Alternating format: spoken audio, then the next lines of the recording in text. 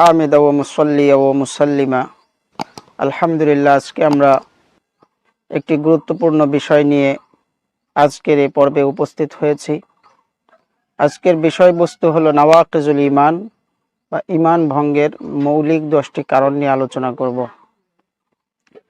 শুধুমাত্র মূল পয়েন্টগুলো বলেই শেষ করব ইনশাআল্লাহ। আমরা ওযু ভঙ্গের কারণ জানি, নামাজ ভঙ্গের কারণ জানি, ইতিকাফ নষ্ট হওয়ার কারণ জানি, বৈধ স্ত্রী অবৈধ কিভাবে হয়ে যায় এগুলো আমরা কম বেশি জানি।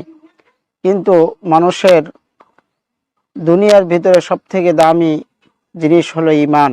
ঈমান সবার আগে, আবার ঈমান নষ্ট হয়ে যায় সবার আগে। কোনো ব্যক্তির যদি ঈমান যদি নষ্ট হয়ে যায়, তাহলে তার কোনো কর্মই তার কাজে আসবে না, কোনো আমল তার কাজে ইহকাল পরকালে কাজে আসবে না। ঈমান ভঙ্গের কারণ জানা এটা খুব গুরুত্বপূর্ণ একটি বিষয়। তো ঈমান ভঙ্গের 1 নম্বর কারণ হলো আশ-শিরকু ফি ইবাদাতিল্লাহ, আল্লাহ তাআলার ইবাদতের ভিতরে শিরিক করা, আল্লাহ তাআলার সাথে শিরিক কর্মকাণ্ডে লিপ্ত হওয়া, এটি ঈমান ভঙ্গের 1 নম্বর কারণ।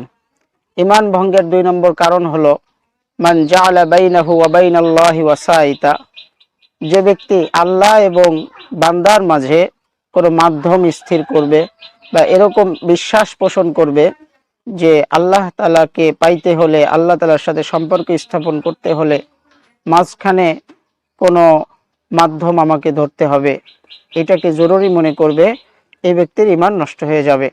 ঈমান ভঙ্গের 3 নম্বর কারণ হলো মান লাম ইউকাফফিরিল মুশরিকিনা আও শাক্কা ফি কুফরিহিম আও সাহহাহা মাযহাবাহুম, যে ব্যক্তি মুশরিকদেরকে কাফের মনে করে না, অথবা তাদের কুফরির ব্যাপারে সন্দেহ পোষণ করে, অথবা তাদের মতাদর্শকে সে সঠিক বলে প্রমাণিত করে, সঠিক মনে করে, এই ব্যক্তির ঈমান নষ্ট হয়ে যাবে।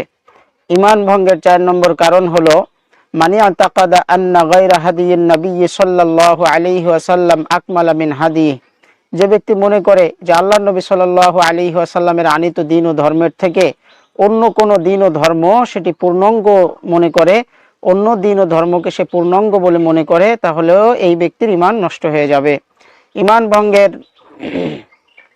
5 নম্বর কারণ হলো মান আবগাযা শাইআম মিম্মা জাআ বিহি রাসূল সাল্লাল্লাহু আলাইহি ওয়াসাল্লাম ওয়ালাউ আমিলা বিহি কাফারা, যে ব্যক্তি আল্লাহর নবী সাল্লাল্লাহু আলাইহি ওয়াসাল্লামের আনিত দ্বীন ও ধর্মের কোনো আমলের ব্যাপারে, কোনো সুন্নাহের ব্যাপারে সে বিদ্বেষ পোষণ করে, যদি বিদ্বেষ পোষণ করে তাহলেও এই ব্যক্তির ঈমান নষ্ট হয়ে যাবে।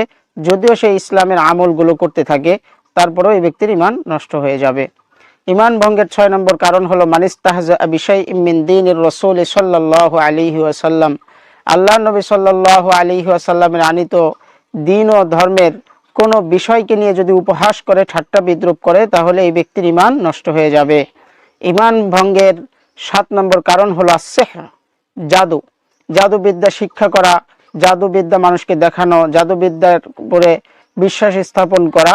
যদি কোনো ব্যক্তি এরকম জাদুবিদ্যা নিয়ে চর্চা করে, বিশ্বাস করে, এগুলো নিয়ে মানুষকে শিক্ষা দিতে থাকে, তো এরকম যদি বিশ্বাস স্থাপন করে, তাহলেও এই ব্যক্তির ঈমান নষ্ট হয়ে যাবে। ঈমান ভঙ্গের 8 নম্বর কারণ হলো মুজাহারাতুল মুশরিকিনা ওয়া মুআওয়ানাতুহুম আলাল মুসলিমিন, মুশরিকদেরকে সাহায্য করা মুসলিমদের বিরুদ্ধে, মুসলমানদের বিরুদ্ধে, কোনো কাফের, মুশরিক, মুরতাদ, বেঈমান, নাস্তিকদেরকে মুসলমানদের বিরুদ্ধে সাহায্য সহযোগিতা করলে ঈমান নষ্ট হয়ে যায়। ঈমান ভঙ্গের 9 নম্বর কারণ হলো মানি আতাকাদা আন্না বা'দান নাস ইয়াসাউল খুরুজু আন শরিয়াতিন নবী সাল্লাল্লাহু আলাইহি ওয়াসাল্লাম, কোনো ব্যক্তি যদি এরকম মনে করে যে কিছু মানুষ এমন আছে যারা মারেফাত জগতের লোক বা তারা ভিন্ন জগতের লোক, যাদের ইসলামী শরিয়াত তাদের এখন আর প্রয়োজন হয় না, যদি তারা এরকম মনে করে তারা ইসলামী শরিয়াতের থেকে অনেক ঊর্ধ্বের মানুষ, অনেক ঊর্ধ্বের ব্যাপার স্যাপার, এরকম যদি মনে করে, তাহলে এই ব্যক্তিদের ঈমান নষ্ট হয়ে যাবে।